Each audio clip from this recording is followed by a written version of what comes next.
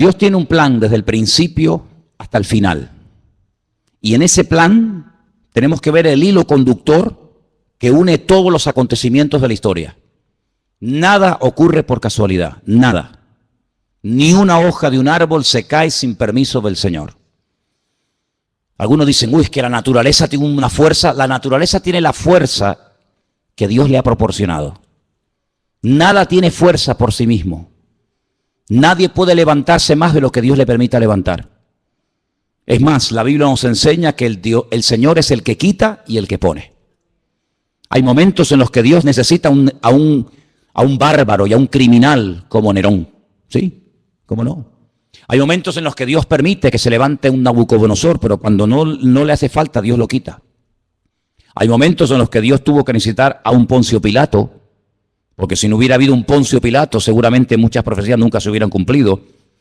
Pero hoy en día a nadie se le ocurriría ponerle a su hijo Poncio Pilato, pero Jesús le han puesto los padres a muchísimos hijos, porque Poncio Pilato ya ni se habla prácticamente de él. Dios es el que controla la historia, el que maneja los políticos, el que maneja la naturaleza, incluso hasta el diablo. Tiene que pedirle permiso a Dios para cada una de sus actuaciones. Y los políticos que están ahora en la calle, pues algunos pueden ser mejores, otros pueden ser peores. Yo ahí ni entro ni salgo porque yo como cristiano no pierdo mi tiempo en esas cuestiones. Yo sé a lo que Dios me ha llamado y a lo que Dios no me ha llamado. Lo tengo clarísimo. Dios me ha llamado a mí a predicar el Evangelio. A Cristo crucificado y a este resucitado y punto. Y todo lo demás. Nuestra obligación es orar. Nuestra obligación es respetar. Nuestra obligación incluso es someternos a las autoridades siempre y cuando, escuche bien, siempre y cuando no vayan en contra de la palabra. Hasta ahí podíamos llegar. Mientras vayan en una línea que no vaya en contra de la palabra de Dios, de acuerdo, por ahí entramos. Pero en el momento en el que se dicte una ley, en el que nos prohíban, nos impidan en un momento determinado hasta predicar el Evangelio, como ha habido ocasiones, y en este país se ha prohibido predicar el Evangelio, y en este país se han quemado a cristianos, y en este país se ha torturado a cristianos, y se han quemado Biblias, etcétera, etcétera. Nosotros automáticamente, por encima de la autoridad, del sometimiento al hombre, nos sometemos a la autoridad, de la máxima autoridad que es nuestro Dios, y al cual honramos y servimos con nuestra vida. Hay momentos en la Biblia en la que encontramos que hay personas, creyentes, grandes hombres de Dios, que se sometían a la autoridad del momento, pero llegaba un momento en el que decían, amigo, hasta ahí podemos llegar. Tenemos el caso de los discípulos, cuando dice la Biblia que por predicar el Evangelio, por orar por la gente necesitada en las calles de Jerusalén, fueron confrontados por las autoridades de la época y les prohibieron categóricamente predicar el Evangelio. Y Pedro y Juan dijeron, por encima de vosotros nosotros obedecemos a nuestro Dios, porque no vamos a dejar de predicar lo que hemos visto y lo que hemos oído. Y ellos, aunque fueron torturados, aunque fueron puestos en la cárcel, ellos seguían predicando el Evangelio. ¿Por qué? Porque nosotros nos sometemos 100% al Señor y al hombre con condiciones. Al Señor nos sometemos 100%. Todo lo que Él mande, todo lo que Él ordene, aunque no lo entienda, lo tenemos que acatar. Hay momentos en los que Dios a lo largo de la historia dio leyes, mandamientos a sus hijos que son muy difíciles de entender. Por ejemplo, cuando Dios le pide a un padre que sacrifique a su hijo sobre un altar. Díganme ustedes si eso no tuvo que ser una prueba tremenda. Cuando el Señor permitió que a José lo vendieran sus propios hermanos y fuera acusado de un falso delito que no había cometido, como era abusar de la esposa del amo, de Potifar, ¿verdad? Sin embargo, nosotros sabemos perfectamente que para poder vivir en paz y en armonía, con el que tenemos que llevarnos bien es con el Señor. Porque Él nunca nos va a fallar, amén, hermanos. Él nunca nos va a fallar. Quiero que vengan conmigo a una de las cartas que el apóstol Pablo escribió a su hijo en la fe, a Timoteo. Y en una de las cartas que Pablo le escribe a Timoteo, es muy interesante lo que nos dice en 1 Timoteo capítulo 2. 1 Timoteo capítulo 2 dice, verso 1, exhorto ante todo a que se hagan rogativas, oraciones, peticiones y acciones de gracias por todos los hombres. Esa es nuestra obligación, orar por todos los hombres, por los reyes y por todos los que están en eminencia, para que vivamos quieta y reposadamente en toda piedad y honestidad. Pero la iglesia no está en este mundo, hermanos, para casarse con nadie. La iglesia, el pueblo de Dios está en este mundo para denunciar el pecado. La iglesia está en este mundo para ser una voz profética en contra de la corrupción, en contra de la injusticia, en contra de todo aquello que Cristo no haría y que Cristo no mandó. ¿Cuántas veces oímos comentarios de la gente que dice, en este país la justicia es un cachondeo? ¿No habéis oído ese comentario? En este país la justicia no existe. Y es tremendo, ¿no? Es tremendo ver a veces auténticas injusticias en nombre de la falsamente llamada justicia. Pero nosotros no tenemos que derrumbarnos y tenemos que sentirnos, digamos, defraudados. Porque yo siempre he dicho que para no sentirte defraudado lo mejor es no esperar nada de nadie. Y si tú pones una confianza, una fe, una expectativa, una ilusión en proyectos, en ideas, en un programa electoral, o llámalo como quieras, y luego no se cumple por lo que sea, porque no se pudo, porque no se quiso, por lo que fuera, pues mucha gente se lleva tremendas desilusiones. Y por eso muchas veces en los países el nivel de abstención de la gente que tenía que haber votado es enorme. ¿Por qué? Porque la gente está quemada. La gente pasa de todo. Porque saben que muchas veces por ilusionarse con un proyecto político, con una persona, con un grupo, a la larga pues te puedes llevar una desilusión tremenda. Pero nosotros ya hemos aprendido la lección de la historia. Para nosotros esto no es nada nuevo, hermanos. Sabemos en la Biblia que las cosas son tan cambiantes y que en una hora todo puede cambiar y ser completamente diferente. Dice la Biblia que hubo un momento en Canaán, en la tierra de Canaán, donde vivía Jacob con sus hijos, que había hambre, había necesidad, no había trabajo, los animales estaban muriendo de sed, no había comida, no había nada. Y Jacob manda a sus hijos a Egipto. Y todos conocemos, hermanos, que allí en Egipto se encontraba su hijo José. Y todos, para no alargar demasiado la historia, todos sabemos que con el paso del tiempo, toda la familia, casi 70 personas, deciden trasladarse de Canaán a Egipto. Y cuando llegan a Egipto, pues José es una de las personas más importantes del imperio de Egipto. Y el faraón le dice, oye, recibe a tu padre y las mejores tierras, las mejores posesiones, dáselas. Y se fue a la tierra de José, en la desembocadura del río Nilo. Y allí pues ellos llevaron una vida de maravilla.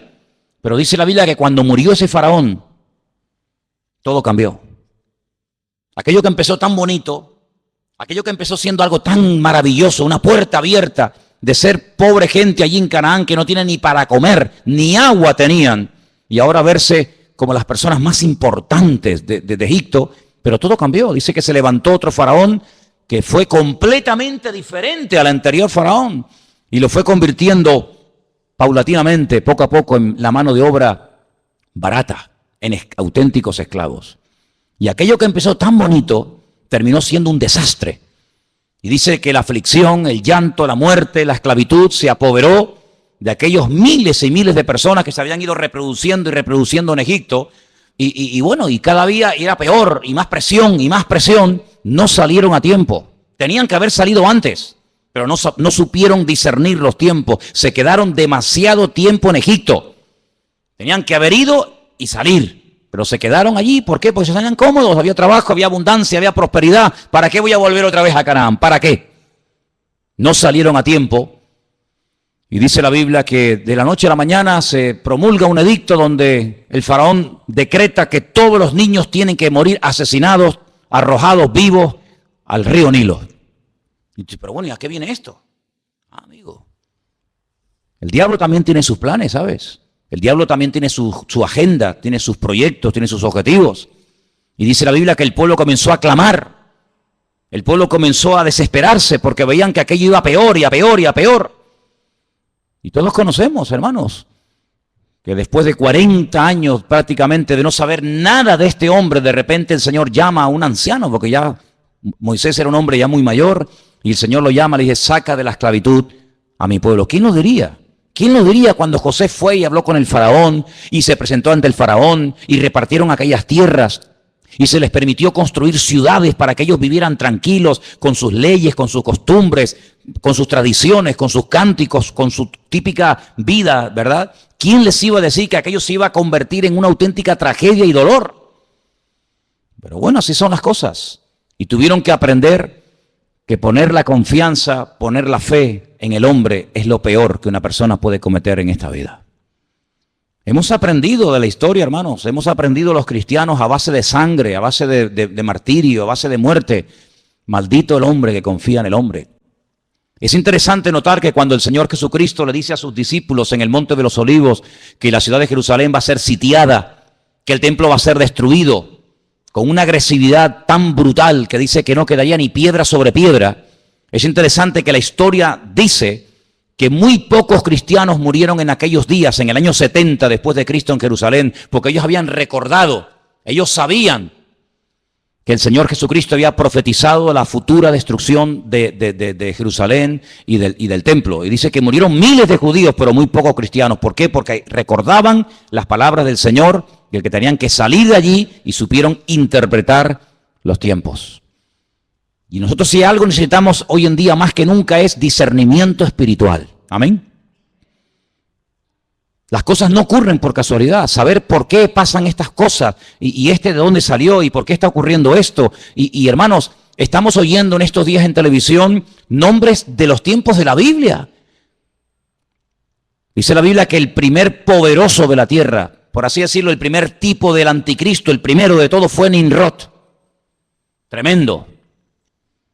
Y en estos días hemos oído hablar de la destrucción de la ciudad de Nimrod, ¿verdad? ¿Qué te parece? Y estamos oyendo hablar otra vez de Nínive. Y estamos oyendo hablar de lugares bíblicos. Pero es que la palabra de Dios nos enseña que esos sitios quedarían totalmente arrasados y que no quedaría piedra sobre piedra y que esas ciudades serían cueva de hurones y de chacales. Y estamos viendo cómo estas personas entran en ciudades emblemáticas con una cultura y con una trayectoria, con una arqueología y etcétera, y vienen y arrasan con todo, pero eso es casualidad, no. Está escrito en la palabra, hermanos, tenéis que leerlo. Está escrito en la palabra que de esas ciudades no quedaría ni el polvo, ni el recuerdo de esas ciudades. Y estamos viendo cómo se están cumpliendo las palabras del Señor, las profecías de una forma impresionante. Y tenemos que abrir nuestros ojos porque la Biblia dice que el Espíritu estaría hablando a la iglesia continua y permanentemente. Y tenemos que oír lo que dice el Espíritu. Tenemos que saber interpretar lo que está ocurriendo. Porque nada, vuelvo a repetir, ocurre por casualidad. Es interesante notar, yo leía en esta semana que cuando le llega la noticia al patriarca Abraham de que dos ciudades muy importantes de la época iban a ser totalmente destruidas y nunca más se volverían a reconstruir, me refiero, como sabéis, a Sodoma y Gomorra, la Biblia nos enseña que Abraham empezó a orar, porque Abraham conocía a Dios. Y Abraham le dice al Señor, Señor, tú vas a destruir en las ciudades al justo y al injusto. Tú no eres así, yo te conozco. Si en esa ciudad hay 50 justos, tú vas a destruir una ciudad habiendo 50 justos en ella. Y el Señor le dice, si yo encuentro 50 justos en la ciudad, no la destruyo.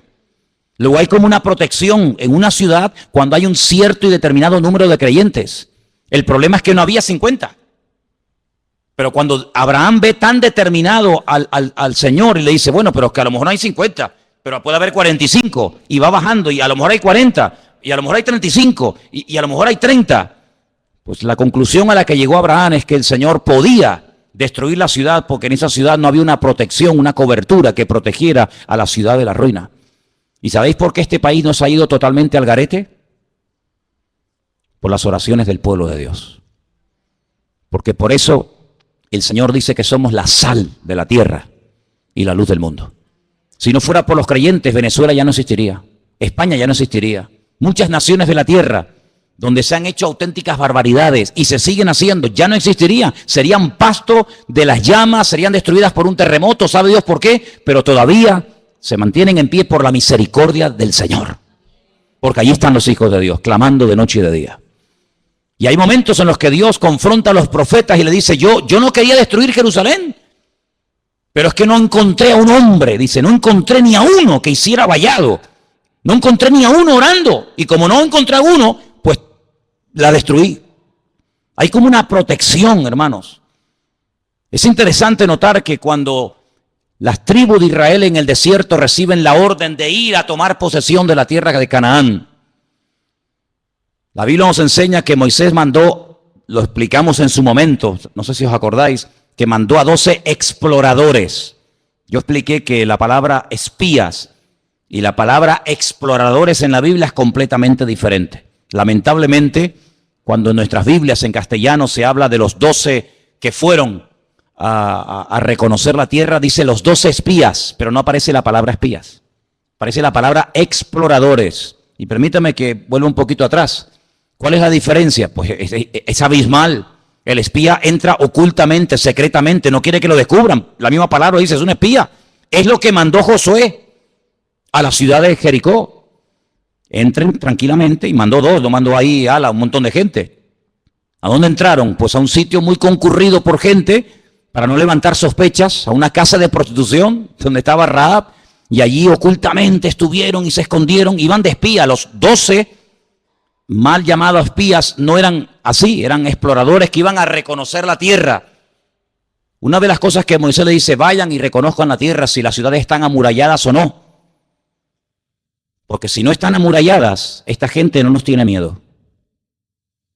Pero si ellos en este tiempo que han oído que salimos de Egipto y vamos a entrar en Canaán, si las ciudades ustedes observan que tienen murallas, es que nos tienen miedo. Y ellos contaron que las ciudades tenían murallas que llegaban al cielo como algo negativo, y era todo lo contrario, era algo muy positivo, porque dice la Biblia que Jericó estaba bien cerrada porque tenían miedo a causa de los hijos de Israel. Entonces ustedes vayan, y si ven a toda la gente con las puertas abiertas, las ventanas abiertas, sin murallas, es que no nos tienen miedo, esta gente son terribles. Pero si están dentro de las ciudades y las cierran por la noche, es que nos tienen pánico. Ellos pensaban que era algo negativo. Dice la Biblia que una de las cosas que le dice Moisés, dice, vayan y díganme si en la tierra de Canaán hay árboles. Qué pregunta más tonta, ¿cómo no va a haber árboles en un país? Es normal que por lo menos haya un árbol, ¿no? Pero es que la palabra árbol en la Biblia es sinónimo de hombres. Por eso empezamos el culto cantando el Salmo 1. Bienaventurado el varón que no anduvo en consejo de malos, ni en silla de escarnecedores se ha sentado, sino que en la ley del Señor medita de día y de noche. Será como árbol plantado junto a corrientes de agua. Porque Moisés sabía perfectamente que si en el país de Canaán había árboles, había personas arraigadas, cimentadas en la palabra, Canaán no podía ser tomada. No podía ser destruida porque el creyente protege el lugar en el que vive. Aunque el vecino no se lo merezca, aunque la autoridad esté corrupta, por el hecho de haber presencia de creyentes, el Señor protege y bendice ese país. Así es. Pero cuando volvieron dijeron, sí, no vimos árboles. No vimos árboles. Entonces podemos atacar y destruir el país. ¿Qué te parece? Así que tu presencia, mi presencia, la presencia de todos y cada uno de nosotros, protege a esta nación. Y lo que esta nación necesita realmente es un arrepentimiento genuino delante del Señor. Desde el rey hasta el último que quiere entrar, que hagan una convocatoria y que pidan perdón delante del Señor, porque ninguno de los políticos, ninguno de los que están en estos días hablando en televisión y se entran y salen y nos entrevistan, ninguno menciona la palabra Dios, perdón, arrepentimiento, Biblia, reconciliación, ninguno. ¿Cómo voy a poner mi confianza en un hombre que no habla de Dios para nada? Cambio, pero ¿quién puede producir cambios sino solamente el Señor? Porque los cambios que produce el hombre no me sirven, pero los cambios que produce el Señor permanecen para siempre. ¿Cuántos dicen amén? ¿Cómo podemos hablar de esperanza y de ilusiones y de una nueva expectativa? ¿Pero en base a qué? ¿En base a qué edificamos nuestra fe? ¿En base a qué esperamos algo nuevo? ¿En base a las promesas de Dios? Dice que como las promesas de Dios son sí y amén en Cristo Jesús, nosotros esperamos cielo nuevo y tierra nueva. Pero tenemos la confianza en la base de la palabra de Dios. Pero ninguno menciona a Dios para nada. ¿Y cómo pretenden gobernar sin Dios cuando Él dijo, separados de mí, nada podéis hacer?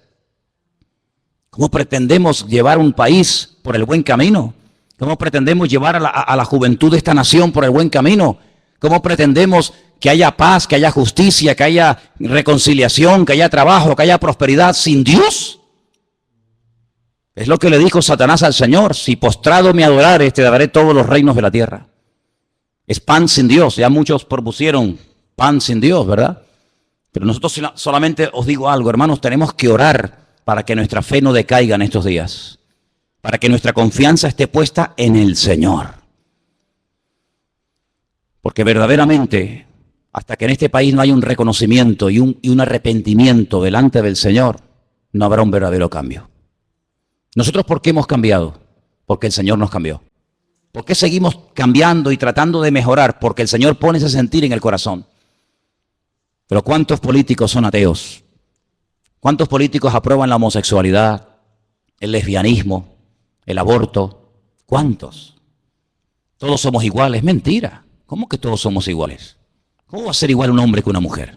¿Cómo va a ser una mujer igual que un hombre? ¿Cómo va a ser igual un anciano con un niño? ¿Cómo va a tener los mismos derechos una persona que es un vago, que no ha trabajado en su vida, ni quiere trabajar, ni quiere cambiar, sino quiere vivir del cuento?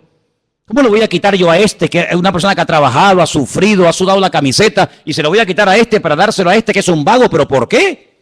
Cuando la Biblia dice, esfuérzate, esfuérzate, esfuérzate. Y Dios es galardonador de los que le buscan, y el que no le busca, pues no te galardona, hijo. Pedid y recibiréis. ¿Pero por qué recibo? Porque he pedido. ¿Y por qué he hallado? Porque he buscado. ¿Y por qué el Señor me bendice y me prospera? Pues porque hago lo que Él manda en su palabra. Dijo el Señor, ¿queréis ser mis amigos? Claro, pues haced todo lo que yo os digo. Es decir, sin obediencia no puede haber bendición. Querer los panes y los peces, pero no quererlo a Él, es una temeridad y es un insulto al amor de Dios. Y la gente quiere la bendición, la gente quiere los panes y los peces, la gente quiere lo bueno, pero no quieren pagar el precio. Y el precio, ¿saben cuál es? Sometimiento a la ley de Dios. Qué bueno sería que la gente dijera, bueno, nuestro programa electoral, ¿qué proponemos? Lo que propone la Biblia. Ese es nuestro programa electoral. Amados los unos a los otros, perdón, poner en práctica las leyes económicas, que las leyes económicas de la Biblia son perfectas, perfectas. Se evita la usura, el abuso, la vagancia. ¿No dice la Biblia, el que no quiere trabajar? ¿Qué dice la Biblia? Que no coma. Pero sin embargo, ofrecemos los panes y los peces a cambio de nada. Amados hermanos, estamos viviendo tiempos de cambios, tiempos extraños, tiempos donde ahora hace calor y al día siguiente nieva.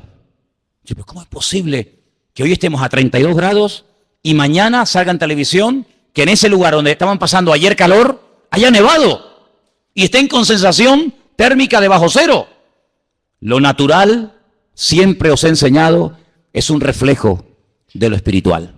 Y estas cosas raras que estamos viendo en el clima, estas cosas extrañas, países que así son destruidos, como por ejemplo Nepal, con todo mi respeto, ¿qué era Nepal?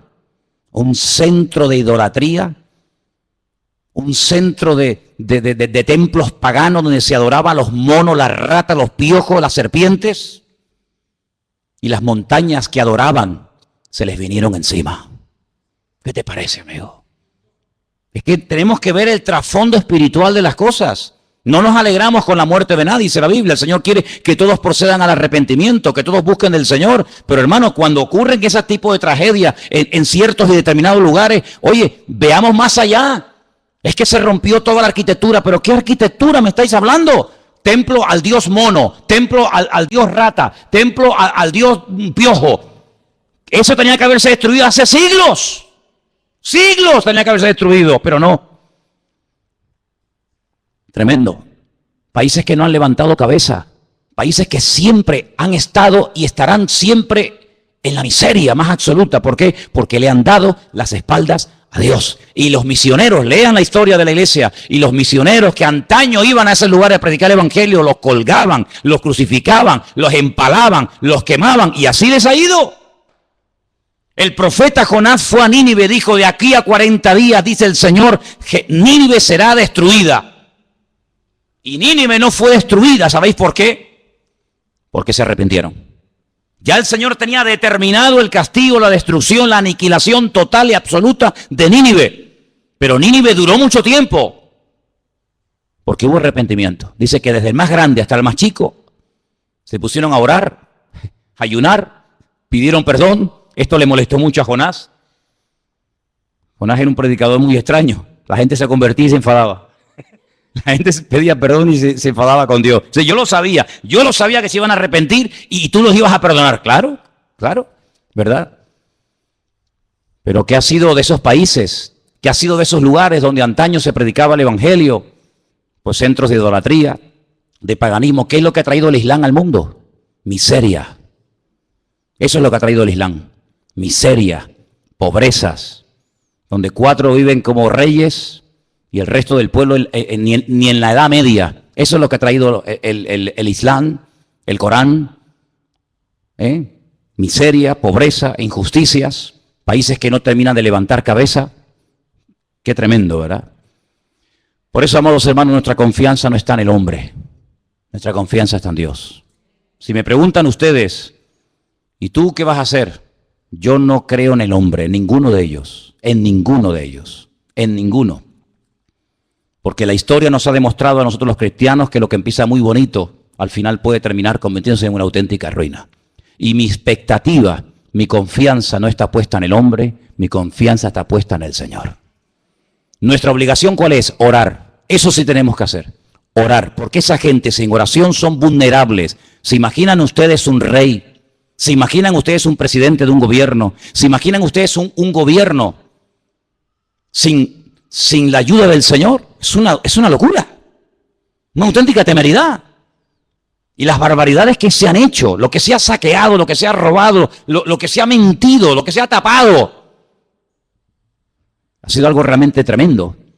Y la iglesia tiene que despertar ante la realidad de que a veces hay mucha corrupción y mucha tiniebla porque hay poca luz. Cuando hay poca luz, parece que hay muchas tinieblas. Pero cuando hay luz, las tinieblas se disipan, por pequeñas que sean. Tenemos que comenzar a tomarnos más en serio nuestra relación con Dios. Tenemos que comenzar a orar más por esta nación para que el Señor verdaderamente ponga su mano y reconozcan que la única forma de llevar a este país a buen puerto es por la ayuda del Señor. Si no es por la ayuda del Señor, todos nosotros veremos con nuestros propios ojos cómo este país nunca levantará cabeza. Porque España, sinceramente, por la historia, España no merecía ni existir. Pero Dios ha tenido tanta misericordia y compasión de este país, pero porque en este país se ha derramado mucha sangre de hombres y mujeres que dieron su vida por Cristo. Cuando miramos al continente latinoamericano, desde prácticamente el sur de los Estados Unidos hasta la Patagonia, donde hay millones y millones y millones, docenas de países que hablan nuestro propio idioma, ¿verdad? Y la Biblia que utilizan es igual que la nuestra, pero ¿quién la tradujo? ¿Quién tradujo esa Biblia? Un hombre que se jugó la vida y un hombre que murió como un mártir por escribir la Biblia al idioma castellano. Y los que dieron su vida por introducir la Biblia en nuestro propio idioma para que nos llegara hasta el día de hoy, ni te imaginas, ni te imaginas. Y Dios ha tenido misericordia de este país, porque millones de personas han llegado a conocer la palabra de Dios, han llegado a servir al Señor, a predicar el evangelio, a conocer la voluntad de Dios, porque alguien un día les tradujo la Biblia en su propio idioma. Y por eso Dios ha tenido misericordia. Pero si no fuera por esas cosas, realmente no nos mereceríamos absolutamente nada, porque los desastres que hemos hecho en el nombre de Dios han sido terroríficos, terroríficos. Por lo tanto, lo que tenemos que hacer es orar. Orar. Señor, pon tu mano. Toma las riendas de este país, Señor. Y ¿saben una cosa? La Biblia dice que cuando nos humillamos, Dios sana la tierra. Dice, si mi pueblo se humillare, invocare mi nombre, yo sanaré la tierra. Ya que no lo quieren hacer los que lo deberían de hacer, hagámoslo nosotros. Oremos al Señor, pidamos perdón al Señor por los pecados, pidamos al Señor misericordia. No nos estemos involucrando en batallas que no son nuestras batallas. Me llama mucho la atención cuando Pablo dice, yo he peleado, sí, pero la buena batalla, No la batalla, no, la buena batalla. Hay batallas que yo no las peleo, no me interesa, no son mi batalla, no son mi guerra. He peleado la buena batalla. Hay batallas que como te metas te matan. Mira Jonatán. Jonatán fue a la batalla, fue a la guerra, pero no tenía que estar allí. Era una guerra perdida de entrada. ¿Por qué? Porque el rey no tenía el respaldo del Señor. Su padre había sido desechado por el Señor. ¿Para qué se tiene que enrolar él en una batalla que le va a costar la vida? Y así fue. Lo mataron a él, a sus hermanos, a su padre, porque se metió en una batalla en la cual Dios no estaba. Y hay gente que se mete en camisas de 11 varas.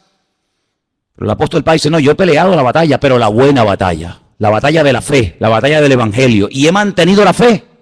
He guardado la fe. Me dejaron solo. No estuvo nadie conmigo en mi primera defensa, pero el Señor estuvo conmigo, dice la Biblia. Y él, hermanos, les recomendaba a los creyentes que dada la presión social y política de la época, dice, oren, rueguen al Señor para que tenga misericordia y para que ponga su mano sobre la vida de todos y cada uno de sus hijos. Y eso es lo que queremos hacer, amén, hermanos. Queremos orar para que no nos dejemos seducir, ni sorprender, ni entusiasmar por las promesas del hombre, sino por las promesas de Dios. Yo le digo a mucha gente, y termino, si algunos tuvieran más fe en las promesas de Dios que en las promesas de los hombres, ¿qué tipo de creyente sería más diferente? Hay gente que tiene una fe a pie juntillas en lo que prometen, en lo que dicen, en lo que van a hacer, en lo que no van a hacer. Si tuvieras la misma fe en las promesas del Señor, madre mía, qué maravilla de creyente sería. Sería algo espectacular. Así que, amados hermanos, vamos a orar en esta noche. Cierra tus ojos ahí donde estás. Y vamos a pedirle al Señor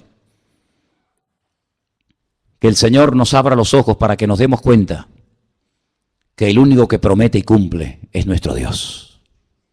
Él promete cuidar de nuestros hijos mejor que cualquier educador o político. Él promete cuidar de nuestro presente y de nuestro futuro. Él promete sanar nuestras dolencias y enfermedades. Él promete abrirnos puertas cuando en esta vida todas las puertas por la edad o por lo que sea se nos cierran, pero Él abre puertas a sus hijos. Aleluya. Dice, yo volveré a derramar agua en el desierto. Yo volveré otra vez a hacer una cosa nueva que sorprenderá al mundo entero. Y por eso nuestra fe, que es un tesoro precioso, no la pongas, no la deposites, no la hipoteques en lo que no es de Dios. La fe se te dio para que la usaras para el reino, para ponerla en el Señor, para ponerla en la palabra. Pero ten cuidado, no estés utilizando tu fe para un uso inadecuado, para algo que no tiene nada que ver con el reino y con lo que la palabra de nuestro Dios nos enseña.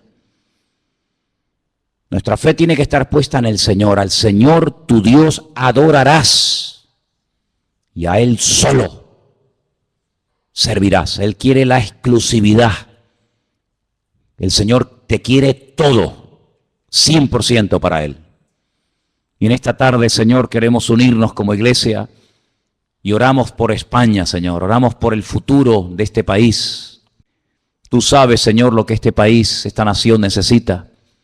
Tú sabes, Dios mío, las cosas que han ocurrido y que siguen ocurriendo en este país. Te rogamos en el nombre bendito y poderoso de Jesús, que tú tengas misericordia de este país, donde ha proliferado tanta maldad, donde te han dado las espaldas en las universidades, en los colegios, en los parlamentos, en los institutos, en todas partes. No te quieren, Señor.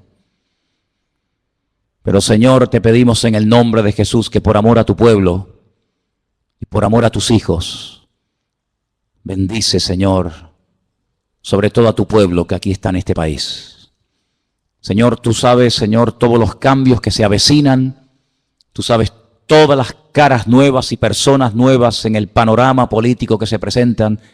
Señor, te pedimos en el nombre de Jesús que se haga tu voluntad, Señor. Que se haga tu voluntad, mi Dios. Pero que no nos olvidemos que lo más importante es honrarte y servirte a ti, que es lo que verdaderamente tiene premio y recompensa y galardón, servir al Señor. Que utilicemos nuestro tiempo, nuestros dones, nuestra energía, nuestros recursos para extender el reino de Dios y su justicia. Y que hablemos, Señor, que hablemos en contra de la injusticia, en contra de la muerte, en contra de todo eso. Que tu iglesia abra la boca, que seamos valientes y digamos no al pecado, no a la muerte y sí a la vida. Aleluya. Y que verdaderamente te reconozcan a ti, el único Dios vivo y verdadero. Señor, únenos con tu Espíritu, Señor. Y que todos y cada uno de nosotros estemos en estos días orando para que el futuro de esta nación, aleluya, tú lo dirijas, Padre, y todo salga conforme al plan y al diseño del Señor. Aleluya. Te damos gracias, Dios mío, porque sabemos que tú eres bueno, que para siempre es tu misericordia y que tú tienes un plan y que todo apunta en una dirección. y es a tu venida, Señor. Tú vienes pronto. Esa es la cruda realidad, que los tiempos se acortan, que tú vienes pronto y tu iglesia tiene que estar velando y orando para que no nos sorprenda las cosas como ladrón en la noche. Bendito sea, Señor. Gracias te damos en esta noche por este privilegio que nos das de entender tu palabra, de tener el mapa, la brújula de tu palabra en nuestras vidas, que ahora más que nunca la leamos, la escudriñemos, porque en ella encontramos la respuesta, Señor.